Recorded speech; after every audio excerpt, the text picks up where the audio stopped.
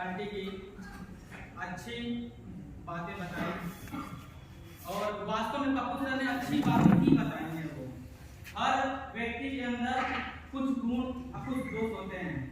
जैसे इस diet college में जो हमारी प्रिंसिपल मैडम है उन्होंने इस बात को बोला कि ये प्रशिक्षण का पहला बैच है यहाँ, तो उनका भी तो इस चीज का हम लोग के संग पहला अनुभव था। तुमको भी कुछ चीजें हो सकता है कि कमी रह गई हो, लेकिन उन्होंने इस बात को बोला कि अगर हमारी गलती होगी तो हम स्वीकार करेंगे सामने से और उससे हम माफी भी मांगेंगे। बताइए, किसी प्राचार्य मैंने तो आज तक नहीं देखा है कि किसी के स्कूल के प्रिंसिपल ऐसा कोई शब्द बोल सकता है। और फिर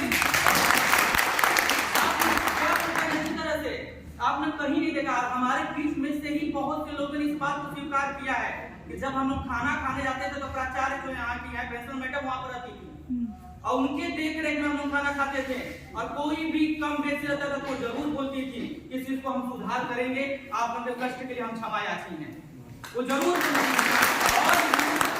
और ये बात बोल दे कि नहीं कुछ इतने पढ़ाई आप लोग किए और कोई बोल दे कोई प्राचार्य आज तक बोला है क्या? कोई नहीं बोला है ऐसे।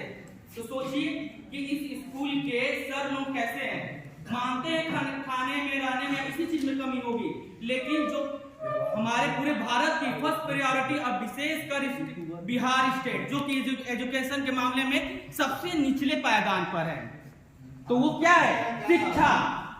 शिक्षा का अभाव है। लेकिन ये सोचिए कि इस डाइट में खाने की कमी है लेकिन पढ़ाई की कोई कमी नहीं है। पढ़ाई कितनी अच्छी होती है, पढ़ाई तो जबरदस्त यहाँ की होती है, इस बात को तो कोई अस्वीकार नहीं करेगा। और स्पेशली मैं